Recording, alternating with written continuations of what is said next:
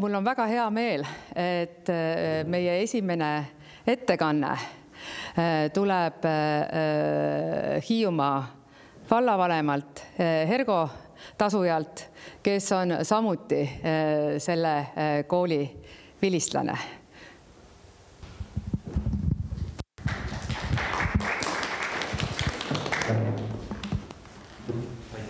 Ja tere päevast! Suur rõõm teid siin Suuremõisas tervitada. Suuremõisa on üle-eestiliselt siin üks aasta jagu juba jälle väga tugevalt pildil olnud. Täna, kui me räägime siin mõisa pärandist, siis kahtlemata on Suuremõisa loss üks olulisemaid sümboleid ja osa Hiiumaa pärandist üleüldse. Nagu kõlas, siis tõepoolest ise olen Hiiumaa ametikooli vilistlane.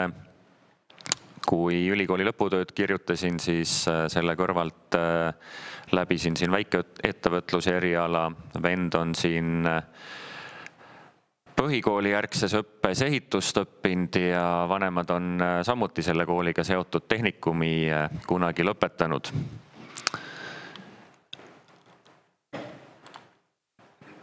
Nii.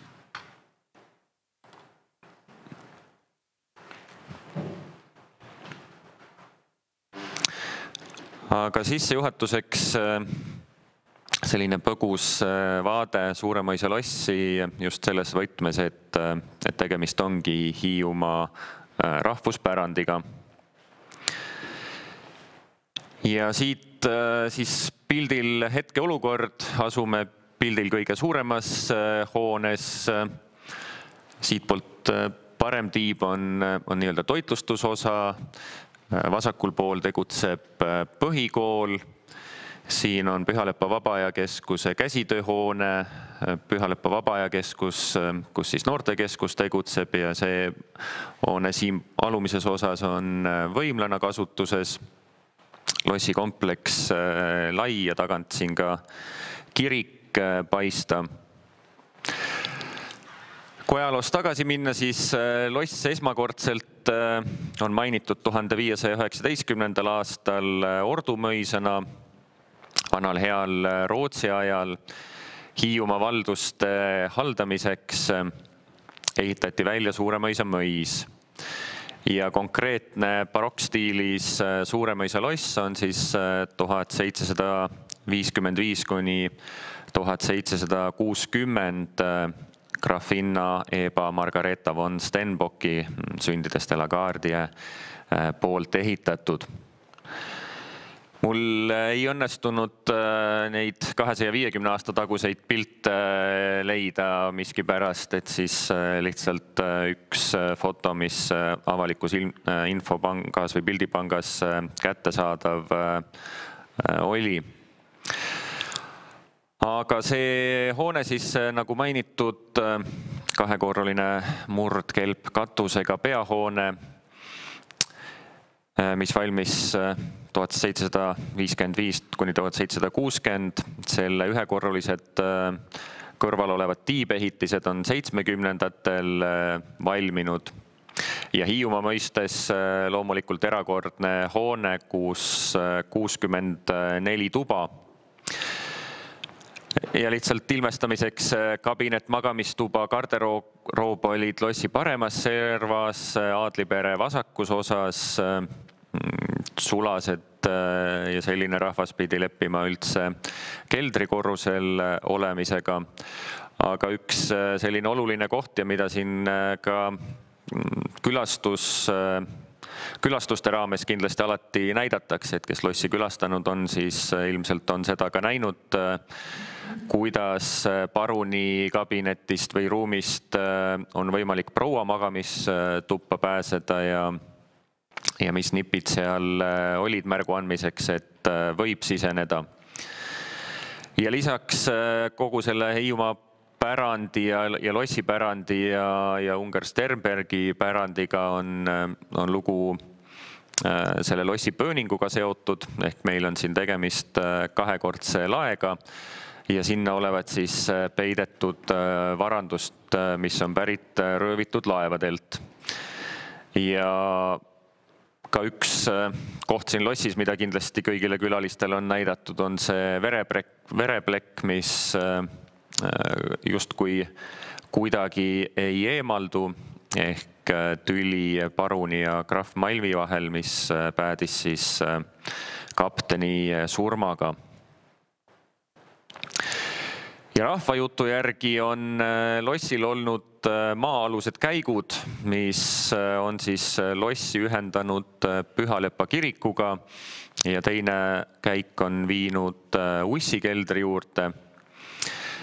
Ja pärimuse järgi seda lossi ehitades olid talupojad kuni 30 kilomeetri kauguselt siia tööle rakendatud ja selleks, et siia materjale tuua, siis Hilleste paemurrust suisa inimketi kaudu tassiti kive.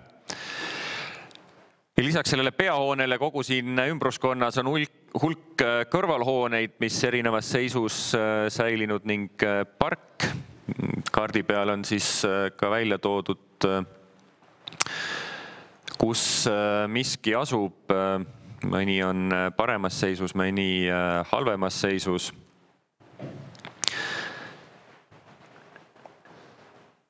Ja korra pargist, mis on Hiiumaa kõige suurem park üldse 45 hektariga ja minu andmetel, mis ma siit leidsin, siis park peaks sel aastal 270.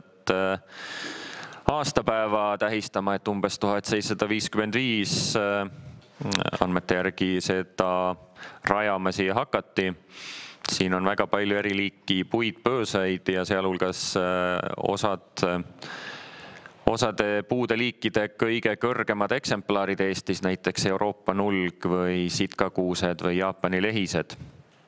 Ja kui liikuda Käina suunas, siis on näha siin mitme kilomeetri ulatuses Sanglepa allee ajalooline pärand, mis on jäänud. Ja aastast 1959 on park looduskaitse all.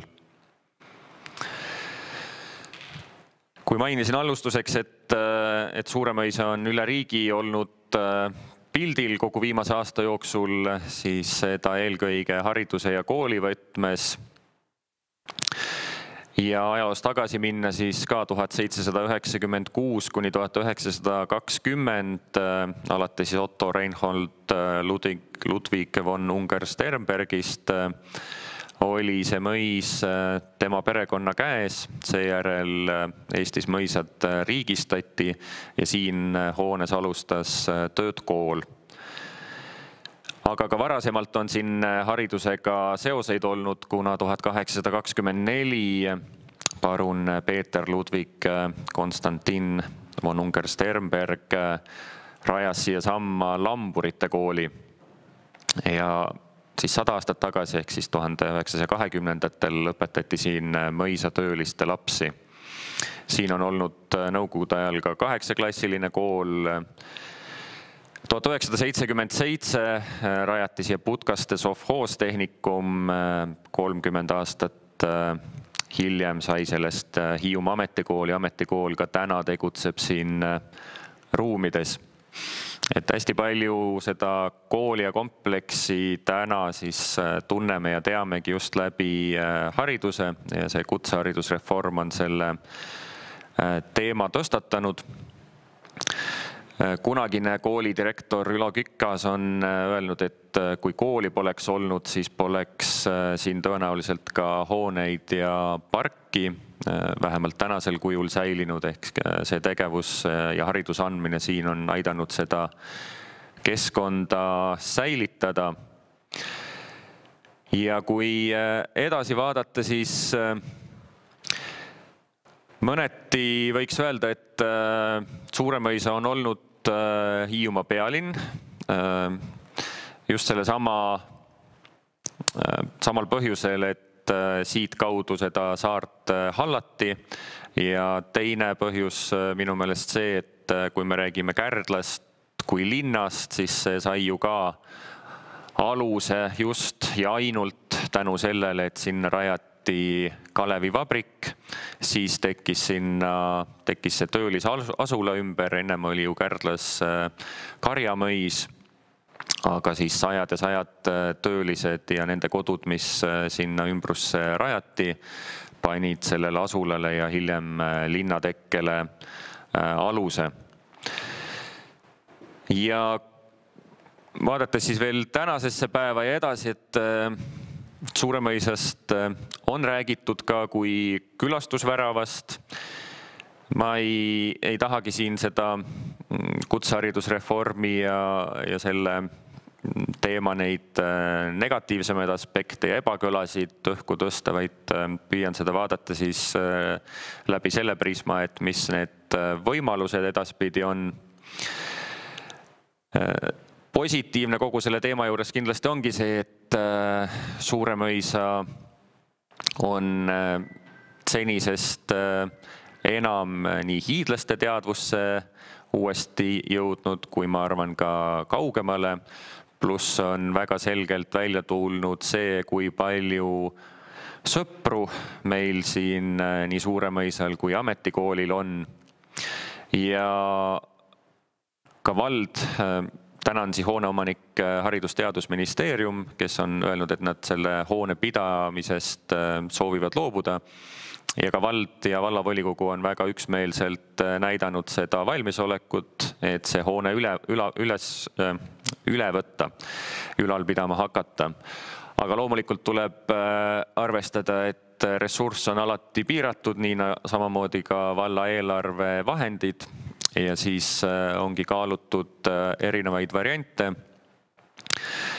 Täna siis üks variant on, ja see variant, mida siis ka üsna tõsiselt laual kaalutakse, on, et lossis võiks edaspidi olla vallavalitsuse kui ametiasutuse ruumid. Ehk me osadest tänastest ruumidest loobume, vabaneme sealt kuludest ja saame neid siis siin majandamiskuludeks kasutada. Aga samal ajal suhtleme Haridus-Teadusministeeriumiga, et ametikool siin oma tegevust jätkaks. Kui alguses vaatasime kaardi pealt, siin on juba praegu pikalt toimetanud valla enda kool ehk haridusasutus Vabaajakeskus ja loomulikult ka külastuskeskkond, mis siin toimetab, et neid kõiki on võimalik integreerida ja koos toimima panna. Ja veel Pühalepa valla ajal ehk ennem kui Hiiumaa vallad liitusid, ühe hoone, mis on siin pigem lagunevas või siis kehvemas seisukorras, juustukoda, selle renoveerimiseks juba tehti ka projektid valmis, toona rahastust ei saadud ja Hiiumaa valla ajal ka jäi see mõneks ajaks soiku. Jällegi võib-olla ongi hea, et toona sellest asja ei saanud. Nüüd me saame vaadata seda kompleksi tervikuna, tõsta need vanad plaanid ka laua peale, seesama hoone korrastada, aga seda siis rakendada just nii, et ta täidaks oma rolli kõige paremal moel ja toetaks seda, et meil siin erinevad asutused üheskoos sees toimetavad. Ehk optimistliku vaatenurga järgi võib öelda, et Suuremõisal tänases seisus on siiski seda potentsiaali, et olla Hiiumaa külastusvärav ja mõnes mõttes jällegi selline nii-öelda pealinna kandidaat. Minu poolt kõik, aitäh! Suur aitäh!